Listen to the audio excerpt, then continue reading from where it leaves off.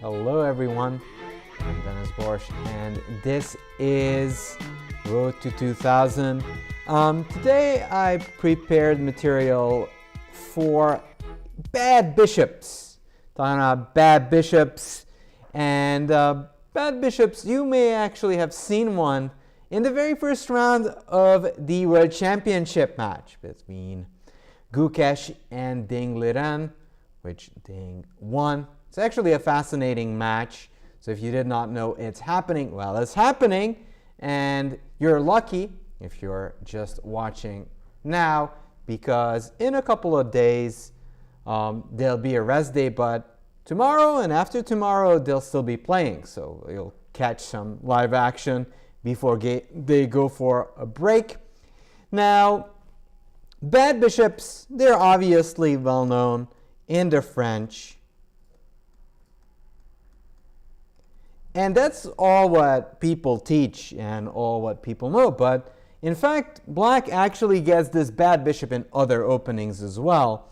And in fact, one of them is the Nimzo. And we get this Nimzo structure. And there's always like a big question for black to answer when white actually goes for the slow poke method of developing their pieces. Is mostly for capturing the critical squares, also dissuading black from putting a pawn in the center. Black sort of has a choice. Black can either push the pawn or try to fianchetto. So e3, and here's the options that I mentioned. Black can choose to play b6 now or a bit later, or go pawn to d5. Both of them are reasonable, but it's a completely different type of play.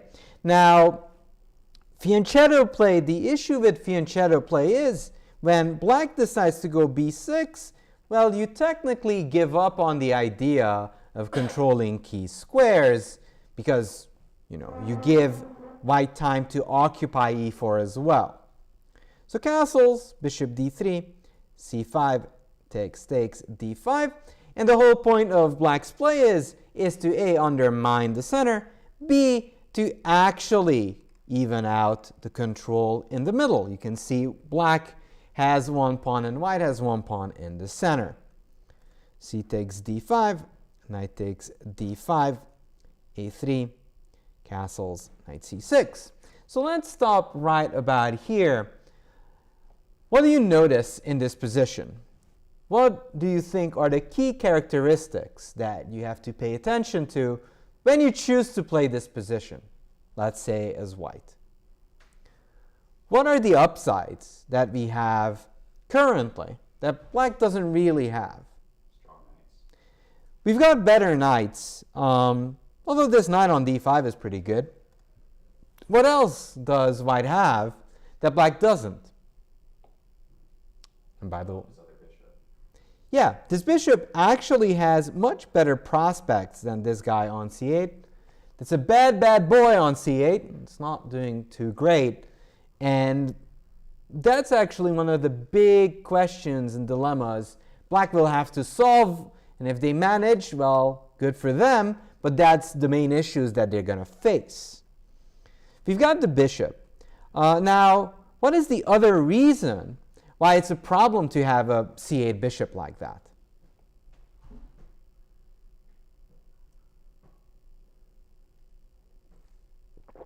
Can you play in St. Louis? For sure you can. They have actually weekend tournaments in St. Louis, mostly Blitz and Rapid. As far as I know, Fridays and Saturdays. So it's actually well worth a visit. So the issue with that c8 bishop is that not only is in a bad shape, it's also blocking your rook from entering the game. And what actually holds your position together, the e6 and the knight on d5, is exactly the thing that's blocking your bishop to get out. And that's actually what makes white's play fascinating and more interesting than usual. Black will have to choose what to take. You either have a good grip on the position or you activate the bishop. But you can't quite have both. Now, a question though. Let's say white goes h3 and black goes pawn to b6. What move could we consider here as white? Note whenever your opponent plays a move, you might be wondering what they're attempting to do. Whenever they go pawn to b6, the inkling and the idea is to get the bishop on b7. Hello. And once you sort of understand what they're trying to do and what they're trying to accomplish, it's much easier to play against that.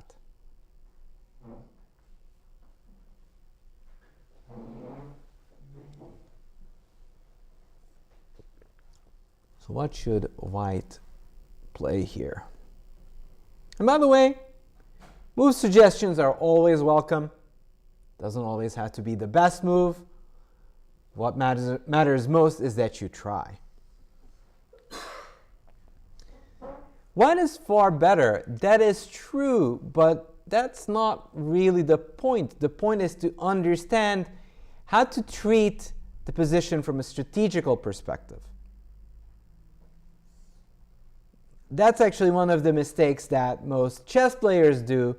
Most of the time they just brag and they don't actually prove why they have a better position. They might actually be correct in predicting that their position is really, really nice, but you have to back it up. You have to back it up with moves. Could develop the queen and attack the pawn. C2? Here? Yep. And then you're attacking the pawn with check over there. Okay. All right, and if I move my knight back, go here, queen c2, knight to f6. And you could go pin him with your bishop. Mm-hmm. Yeah, very reasonable play and very straightforward. That's good. In fact, queen c2 is a typical idea, often pressing that pawn. So this is one idea, and I would say it's pretty strong. In fact, queen c2, knight f6, knight e4 is pretty strong because you hit the knight and you also actually strengthen the idea. You put pressure on the defender and then the pawn is again attacked. If you pin and then bring that knight over, then that knight's really weak.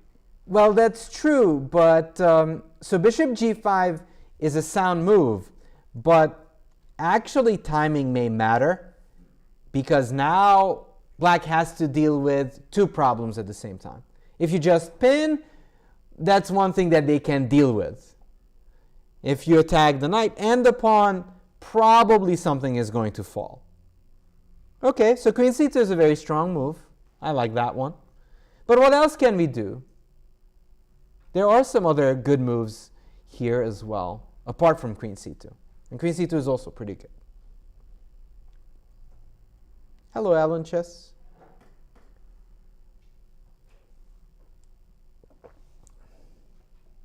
So we already kind of noticed that the h-pawn is loose. So is the knight on c6. Saber is correct. Both are, yeah. Knight takes knight. Uh-huh. Knight takes, pawn takes. Bishop takes h7. Okay, bishop takes, king takes. Queen c2 check. Mm-hmm. And you win the pawn. Yeah. Right? Very good. This is also another way. You're exploiting the fact that the knight is loose and then everything comes quickly.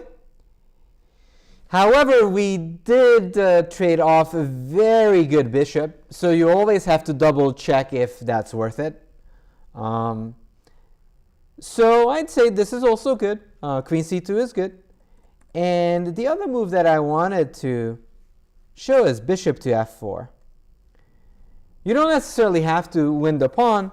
And after trades, as the bishop was heading to b7, notice what you did in the position. Black that thought, they thought that the bishop will be useful along this diagonal is no longer useful because there's a d5 pawn blocking the way. And therefore, this bishop is just looking at the wall, and it's not great. And it doesn't really have any plans at all. And if knight takes d4, then you kind of get this classical good knight versus bad bishop. Now, of course, there is the regular play in the French where you have a bad bishop, but it's also a typical position in the Nimzo-Indian where the knight actually dominates that bishop on c8. Now, the reason why that bishop is bad isn't just the fact that it actually hits the d5 pawn, but it really doesn't have any purpose of existence. It's sort of in an existential crisis on b7. It exists, but it really doesn't have any point to it.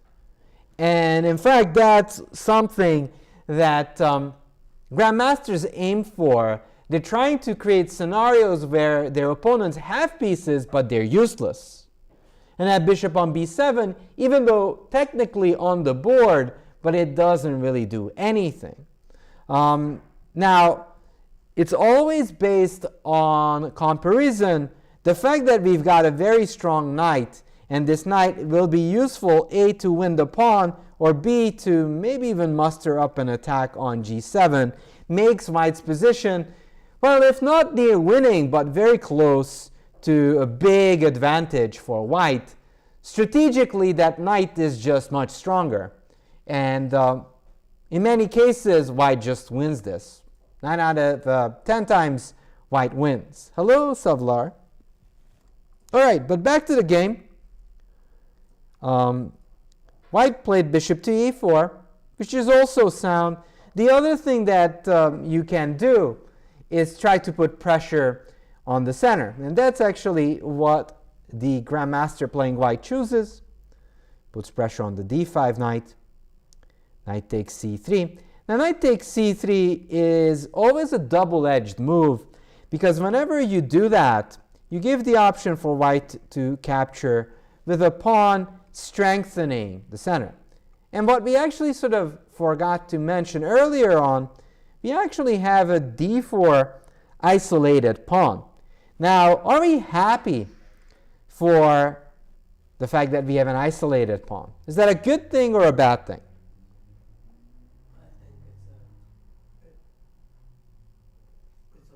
I think It's okay? it can be used for attack. How can it be used for an attack? I mean, it can become a passer if supported well. Okay. Well, for now, it's not that easy to get to. And, I mean, most of black's pieces are just too far away.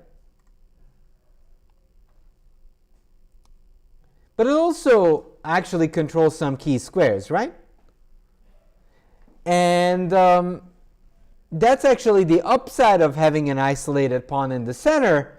Yes, it might become a target, but for right now, it takes away this breakthrough square, and it controls an important center square on e5, which makes this position interesting for white and not just a burden of having an isolated pawn. So knight takes c3. And in fact here, white chooses an interesting idea. Actually takes with the knight. Now, this is somewhat flawed.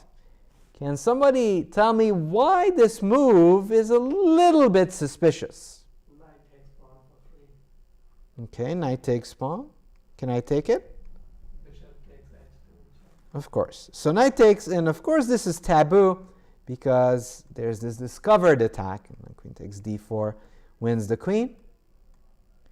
But in fact, this knight takes c3 from the Grandmaster was a bait. Black was sort of baited in taking the pawn. And there's two things when white gives up the isolated pawn. No longer does white have a weakness in the position, which he most of the time would have. And also, this knight move is not a developing move.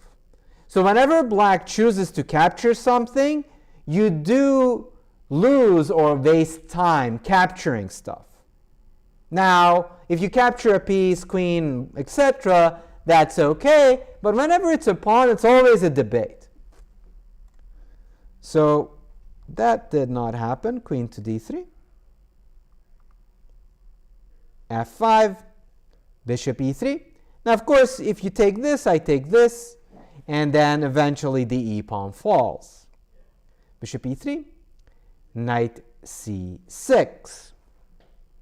So you will look at this position, and you might be wondering, okay, well, we gave up the pawn, but what did we get in return as white? I mean, a couple of things that you need to do in chess. First of all, you want to take control of the middle, the center. What is the second thing we must achieve? Yes?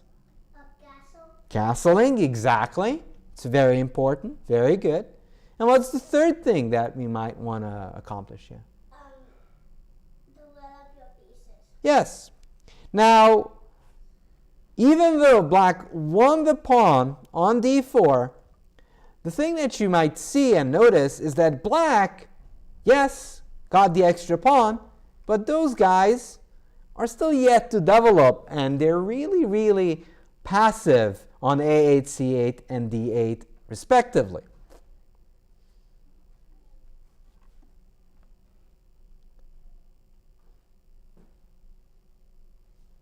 So the question is, how can we try and exploit our lead in development?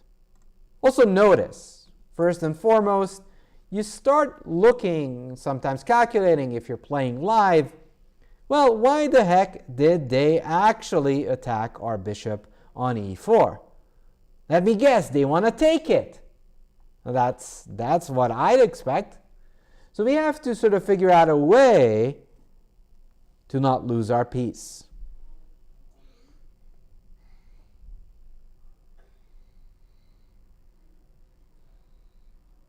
Either have to step back or go take the knight.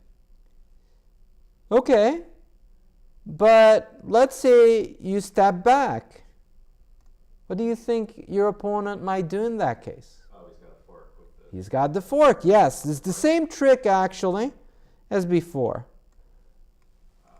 So, seeing that, neither this, neither taking on c6 works because of the nasty bishop takes h2. To be honest, you don't see it? Well, try harder. That's what you used to do and you're supposed to do. If you don't see a solution, maybe you didn't try hard enough. That's not always the case, but oftentimes it is. You have to get your queen out of the way. Like that. Well, if you get the queen out of the way, you lose the bishop.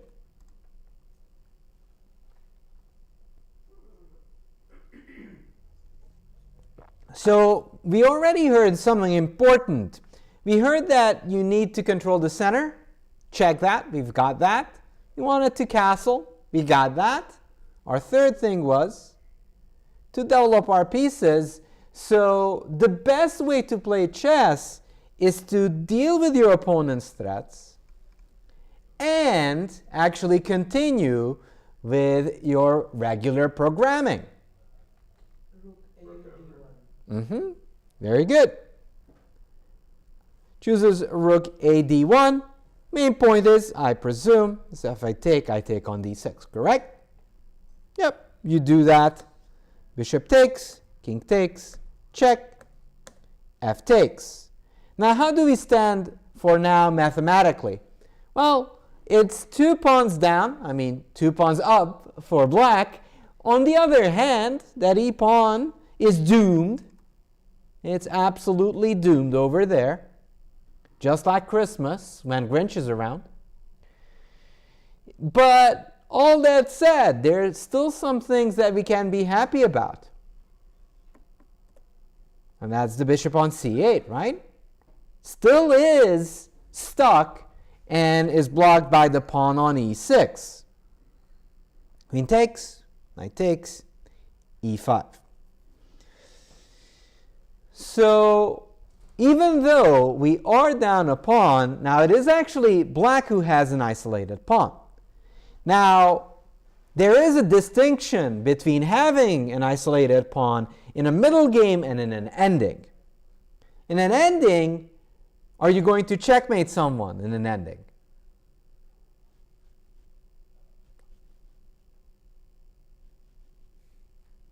No, you're right. No is the answer. You're not going to checkmate someone.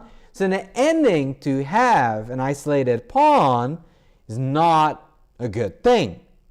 And that e-pawn is perfectly blockaded.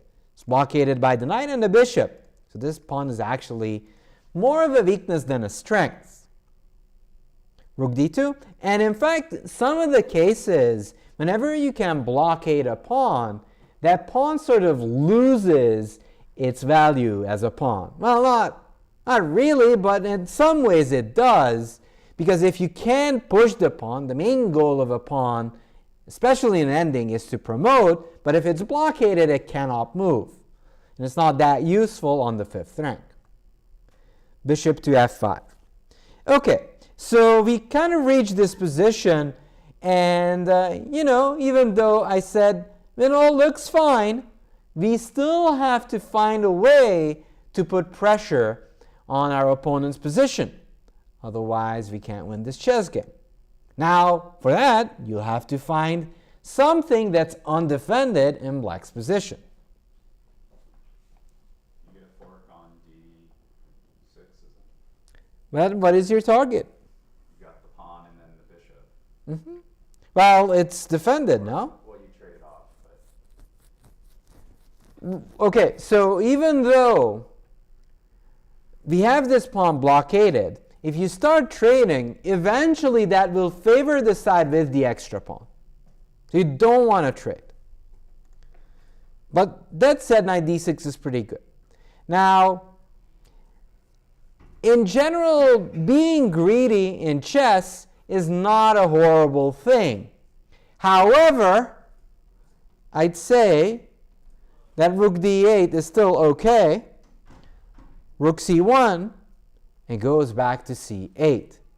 Now, do we love this move of bishop to c8? Moves him back out of the game. Mm-hmm. Well, I hope not. I hope that you don't like this move. The whole point of chess is to maximize the potential of your pieces. And even though rook to d8 was a very nice touch by black, going right back to c8 is not such a grand idea. Why isn't that such a grand idea? Because you're doing that thing, what we call undeveloping your pieces. Sometimes you'd still rather lose a pawn than bring your bishop back to its initial square. Why? Because that was the main reason black was suffering, is the fact that black had this terrible bishop over on c8. So rook d1, pawn b6. And right now it feels that black might be okay. But in fact, black's pieces are way more loose than they seem. So let's try to find a way to put pressure on black's position. Now, you may throw around one movers. I am not going to acknowledge them. I'm going to get a little bit stricter than usual. Always consider your opponent's moves. It's super important to consider your opponent's moves. That is actually sort of setting a standard for yourself to make sure that it's of a high quality. It's very important that you actually look for the best move. You look for a move for yourself, and then you try to make the best move for your opponent. Well, oftentimes when we just try out ourselves in chess, we like to make bad moves for our opponent, but that's not necessarily the best way to go.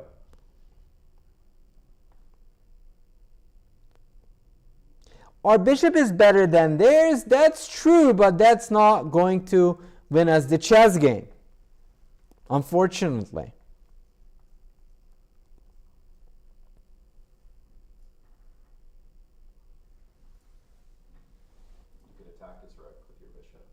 You can. We'll just move it. It doesn't do you that much. Yeah, so we move our bishop here. The rook moves to d7. Okay. Now, what are you supposed to do when you make a sequence of moves? Like we came up with the idea of bishop to g5 and rook to d7. Okay, by in itself, moving those pieces, that's not a bad idea. However, then you have to try to draw some conclusions once you go bishop g5, rook d7. If you go knight c8, suggesting me that you take and there's this move? Not really, because I can take back with the knight. Also, I can move my rook here, and then more or less you just got rid of black's bad piece. That's one thing that I actually wanted to mention. When you sort of notice that your opponent has a bad piece, most of the time than not, you want to keep it on the board and only want to capture it when it's really convenient for you. Capturing it immediately for no reason actually helps the side that was struggling with that piece already. But coming back to bishop g5 and rook d7, one thing that you may want to consider there is to wonder, well, how would the situation shift or change in that case?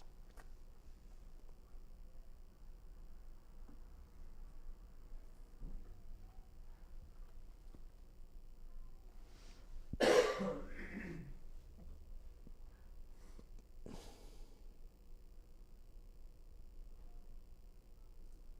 think bishop g5, rook d7, followed by b4. Okay. So let's say we go bishop g5, rook d7. So what I'm trying to ask here is that we've got this instinctual need to make moves. And I like your direction of going and pushing the b pawn, trying to put pressure on those pieces, but it actually makes sense to try to observe of what we've accomplished by this bishop g5 move. I mean, the sequence of forcing that rook to move to d7. It disconnects the rooks. It disconnects the rooks. Well, how does that matter? They're weaker when they're not working together. It's weaker, yes.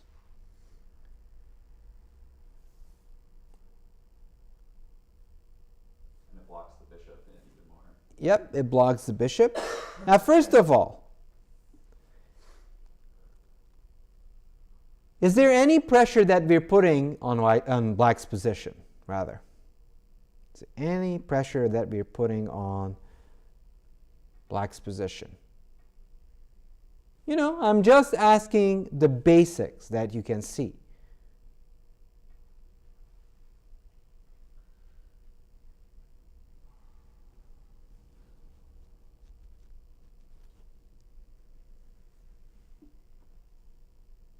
Well, we're putting pressure on the bishop, right?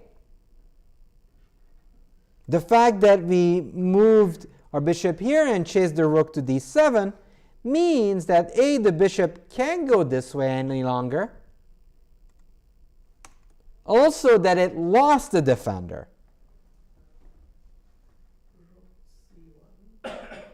Rook c1. Okay. Rook c7.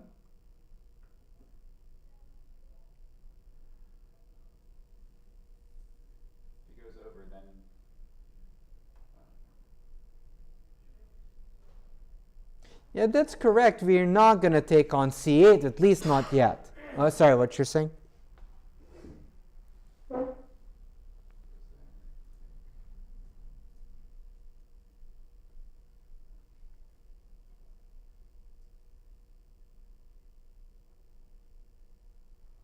So if we take here, they take here first. Of course, they're not going to lose their rook. And then, unfortunately, this is what we call a trade. Nothing really matters.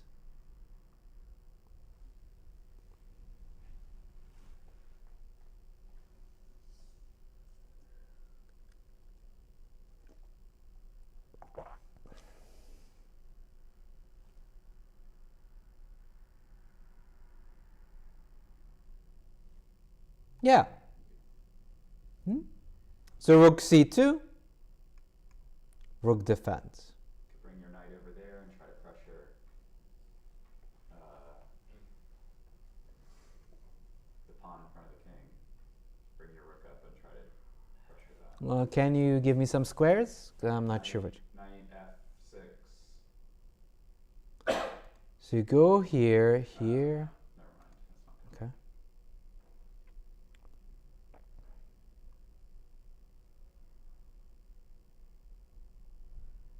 So rook c1, rook c7, Hmm? the other rook Mm-hmm. comes in, So rook c1, rook c7. the other rook.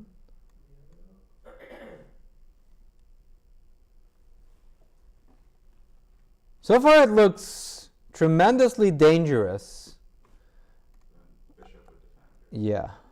Yeah, if here then you could take, but I can go here. Now b4. b4, trying to stop. I mean, put pressure rather. I can maybe try give up the pawn. If you take, I move my rook away. Rook back. Oh, sorry, knight back to d6.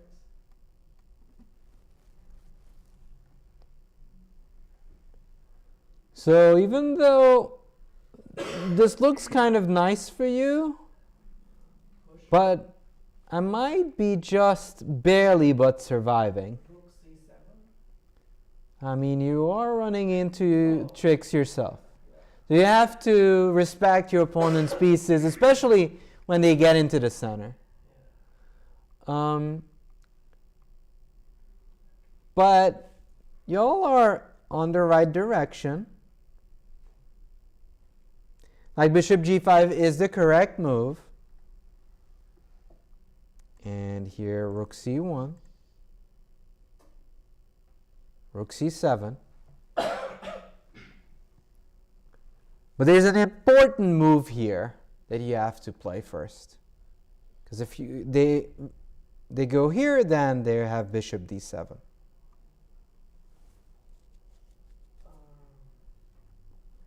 Okay, so knight b5. Yeah, it looks good. Yeah, knight b5 is very good, actually. I don't see anything wrong with that. For some reason, he played b4, but actually knight b5 wins too. But one of the ideas, though, in this position would have been to go b4 now, and with the idea that you can get to go b5, but all that said, there's not much difference. In fact, I think your knight b5 is just as good. For some reason, he played this, b5, but now we have a nice and easy way to win the game. So let's try to find it. Of course, we capture. Rook b7. And now you sort of just want to force your opponent in a bad position.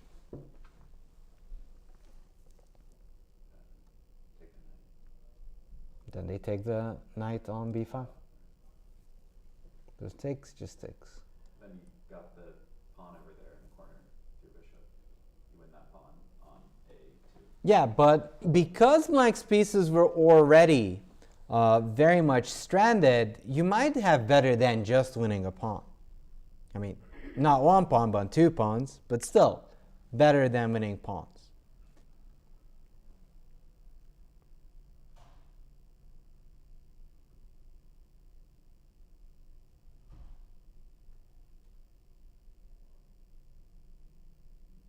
You have a fork with the knight on d6.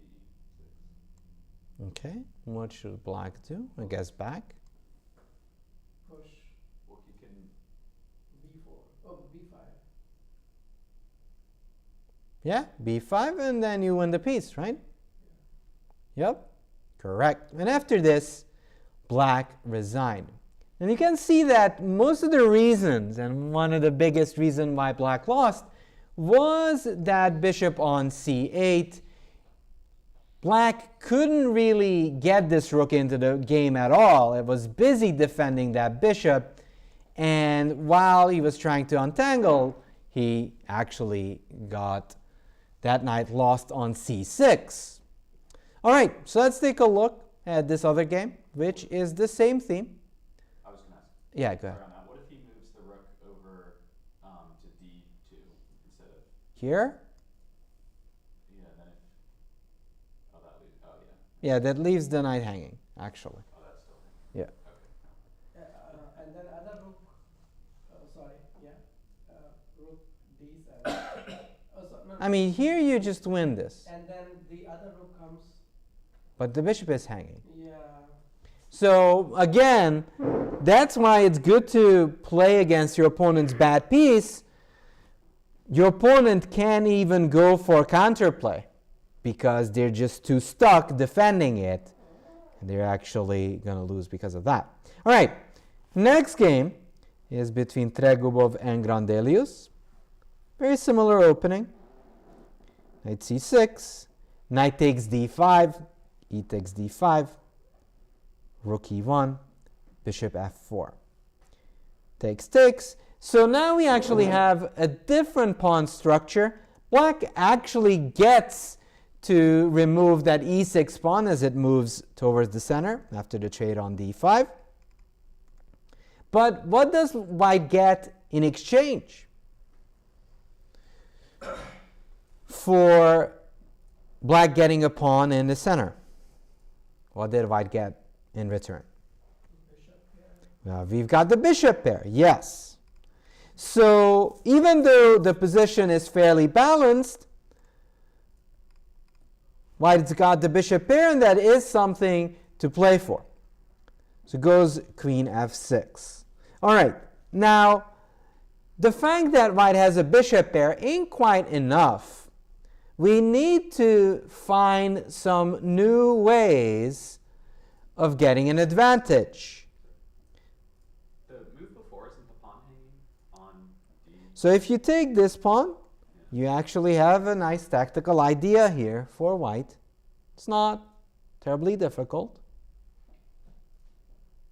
So you check and then you win it back. Yeah, you take on h7, king takes, and queen takes d4. And it's sort of the same thing as we talked about earlier. You've got a bishop that doesn't really have a target, but while we have a bishop that's going to be useful. Also, this is that typical position where both sides have an opposite colored bishop, but in a case where one's king is weak, the attacking side's bishop is stronger. In this case, it's white. So even though technically they could take, but it would be a good trade for the h pawn, because the king would get weaker. So, bishop e6 is played. Sorry, wasn't queen f6. Bishop e6. And the big question is, how can we improve on our position? Rook e3 followed by g3. Rook e3 is very creative,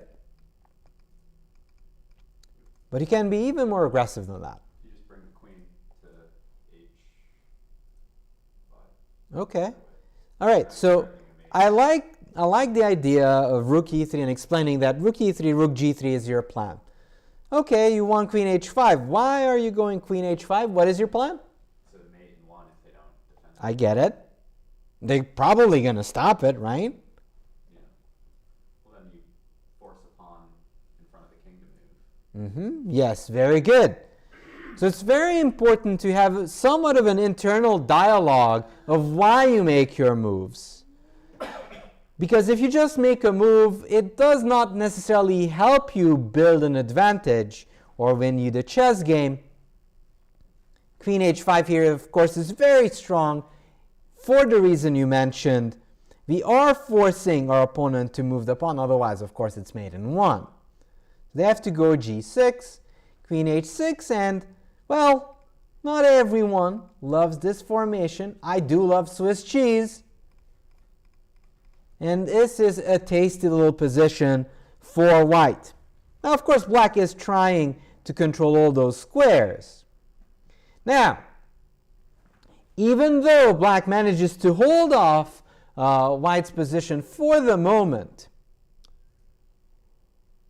how could we accentuate even more how much trouble black can get on the dark squares? You already know that black is barely holding on those squares.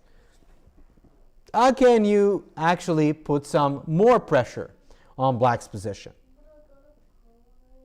Get the rook up, try to bring the rook up and over. So rook here? And then try to bring him. Where? Yeah, bring him there and then try to get him to h3 behind the. Well, you can't quite do that because even though this is a bad bishop, and this is not your vintage bad bishop, this bishop is more of the bad bishop that we can call a useless one. Why is this bishop so useless on e6? Because it's very useless. Because it has all pawn on the light square and it's just like one of those pawns. Many pawns are on the light squares. It's actually restricting the bishop. Is there any point to this bishop? Not attacking anything. It's not attacking anything, and it really doesn't have a reason to exist. It doesn't have a purpose. Doesn't have any purpose in the position, and that's actually the worst piece to have because it actually isn't contributing much to black's position. Now, this is a light squared bishop. The problems all are on dark squares. How could we try to exploit that? Unfortunately, if we go rook e3, even though it's not a bad move, you are actually making this bishop useful with taking away the h3 square. H4, H5. H4, h5, how does that attack the dark squares?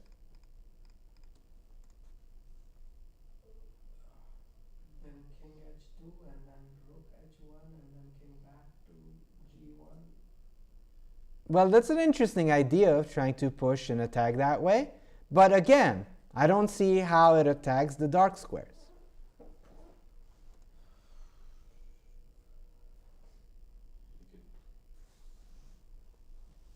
could bishop e5 and then you've got two pieces pointed at that square. Okay, so you're thinking of bishop e5. Moves the queen away. Okay, then it's mate in 1. If you go here, queen moves, it's mate in 1. Okay. But, I mean, if that'd be so easy, chess be like tic-tac-toe. Well, then the knight would probably take him, right? Yeah. Take the knight back. Now the queen has to move. Yeah. Because you got the rook. Yeah, so bishop takes, bishop here, then the knight takes. Then you take it back with your pawn. Now the queen has to move. Yeah, so what is your advantage in this position again? You kick the queen. No. So the advantage that you have in this position is your bishop there, right? Now, we kind of noticed that in most of the cases, black has issues on the dark squares. If we go here, which is by no means a bad move, in fact, is what they played, it's a good choice that you're making, there is an even stronger move that could put pressure on the dark squares. So you actually hit the right idea, but you need to follow through with that. Bishop g5 instead. Okay, so bishop g5, I move my queen. Maybe I could even take. So why isn't bishop e5 winning on the spot? Because the Knight takes. This is the culprit. Oh, You go attack the knight. C1. Bishop b5 indeed. So rook c1, like that's something that we consider But unfortunately, most of the times, sacrificing isn't the solution. We actually have too much material online that focuses purely on tactics, and tactics don't work as much as we'd like it to happen. Now, bishop b5 is much better because you are not risking something additionally. But it's the same point, and if takes, then you just win.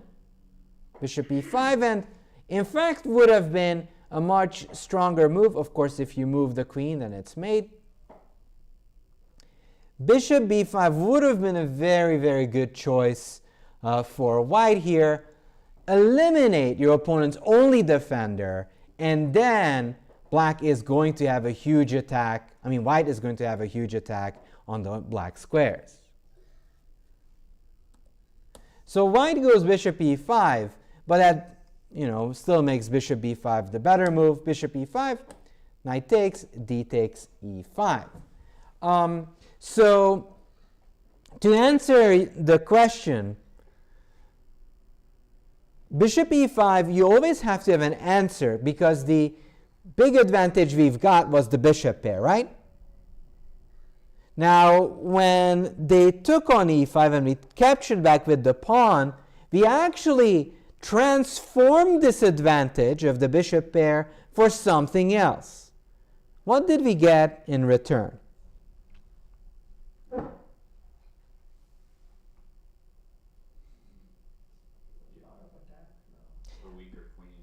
A weaker queen. Now, always look at the pawn islands. Just based on the pawns, what did white gain?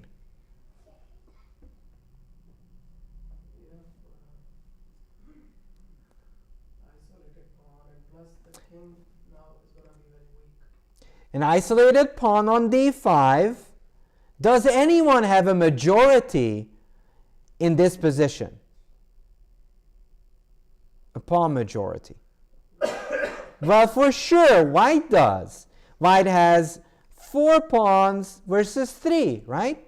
That d pawn isn't actually contributing in that fight. It's isolated, it's separated, and when you have 4 pawns versus 3, you can actually overpower your opponent with that majority that you have. So it's not a bad idea to create this type of imbalances where you can use pawns to flood your opponent. So d takes, queen e7, h4. Because white has a majority, it's easier to attack because just black doesn't have enough pawns pieces to blockade it. Rook e8, h5, queen f8. Do we trade? No. Of course not. So he goes queen f4, rook c8. So white actually got this pawn push up to h5, and if you are a big fan of Bent Larsen, you sort of already know what we're going to do with the h5 pawn. Bent Larsen, if you did not know already, was the second best player behind Fischer in his time. So a legendary player, and in fact someone who had an immense influence on the way of chess history. In fact, this idea has been sort of taken by engines and attributed to engines, but Bent Larsen played this way for forever. Hello, Captain. Pushing it, yes. Well, he goes there and now pushes it, but that's sort of the idea, pushing that pawn. Queen f8. Now, do tell me, what's the point of having that pawn on h6?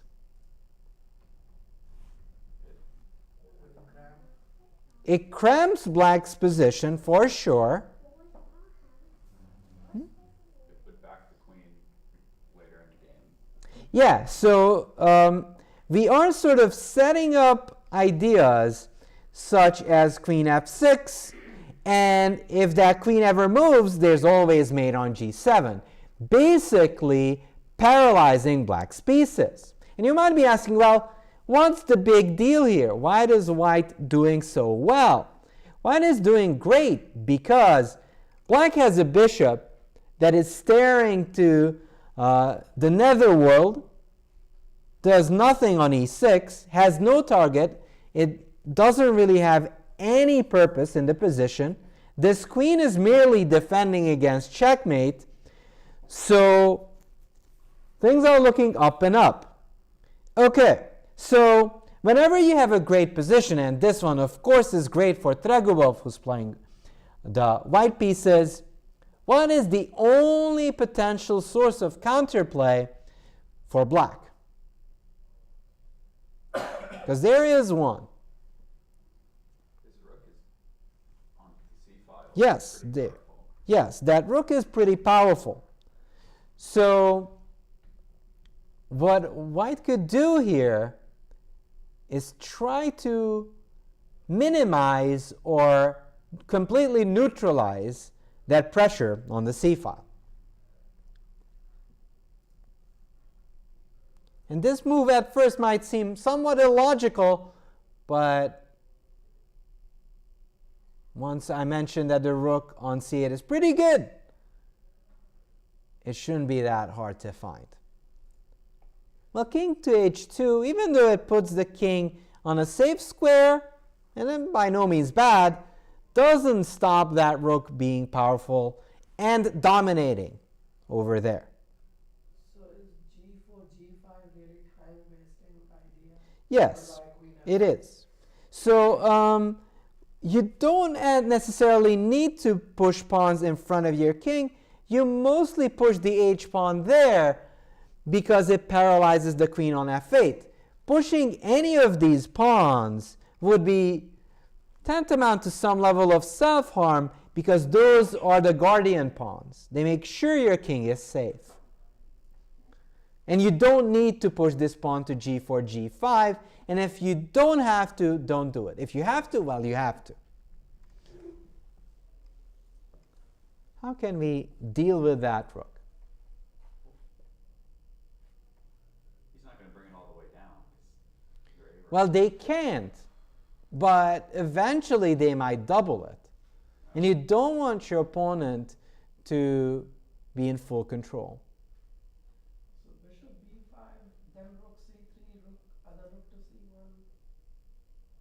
What is that? But if you go rook c3, you like here, notice that your pawns are healthy squares. Whenever you get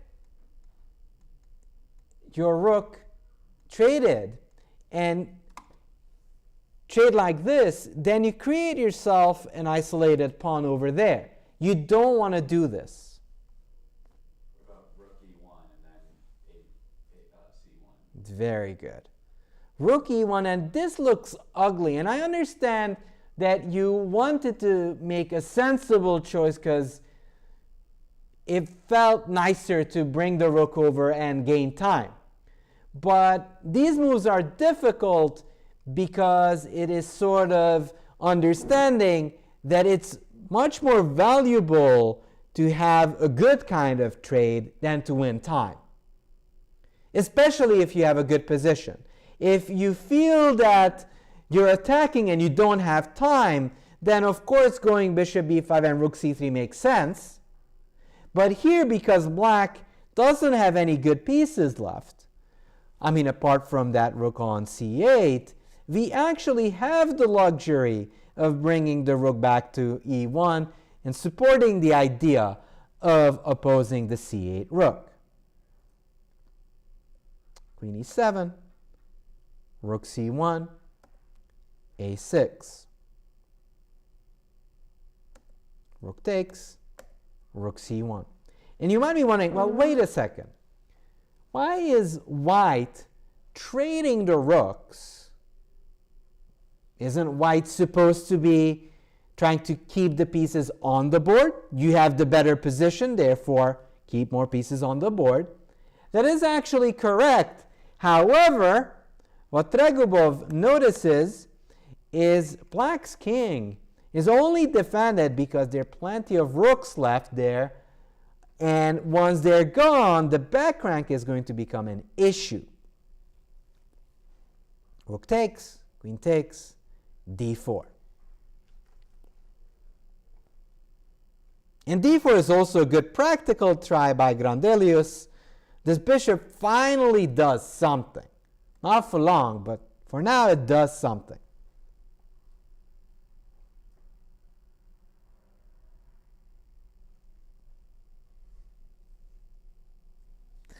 It's funny, Chet says that position is equal. No, because you created. It already has that extra pawn majority, and this d pawn, we already talked about this. We blockaded that pawn on d4, therefore its value is sort of diminishing.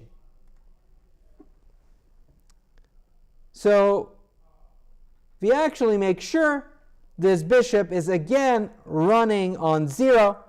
It doesn't really control any critical squares, and it again just stares into blank space, therefore making it a bad bishop. Should we do A3 or B4? Well, it depends on your style. There's no set conclusions in any position. It really is a matter of taste which one you choose. King f8, but king f8 is already not so great. Goes g3, king e8, f4, over defending the pawn. Queen d7, queen c5. Just taking away all the air from black's position. Now the queen is stuck defending this pawn, otherwise it just falls. Queen a4, trying to get some counterplay in. Queen c2. No, we're in a wrong line. Sorry. Bishop d5, my bad. Bishop d5, and actually bishop d5 we can try refute. Go queen f4, queen c5, king h2. Notice that white is making sure you avoid all these nasty little tricky checks.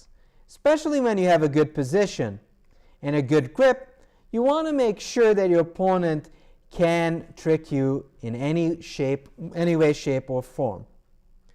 b5. Okay, so this is the moment you sort of want to destabilize black's position. b4, of course. Oh, what?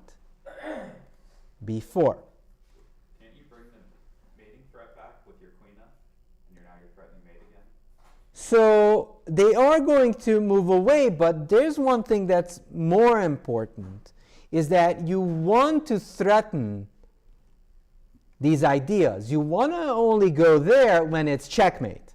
Well, if he moves, you can check and then take But the when pawn. you go here, I go back, and then the pawn becomes the target. Well, then you So the thing is, there. yeah, but you lose the pawn. Then you win 2 of his. But your king becomes a target. Oh, So the problem is that your king becomes a target here in the corner. So the reason why you want to destabilize it with pawn to b4 is because in this case, the queen can just defend the king, or you lose the pawn on d4. So goes queen f8, bishop takes a6, and now the a pawn is lost. Queen a8, and there's one more nice little tricky little idea that we have to find, and it's practically game over after that. Game over? Not quite yet, but soon. Now bring the queen up. Well, the queen goes back.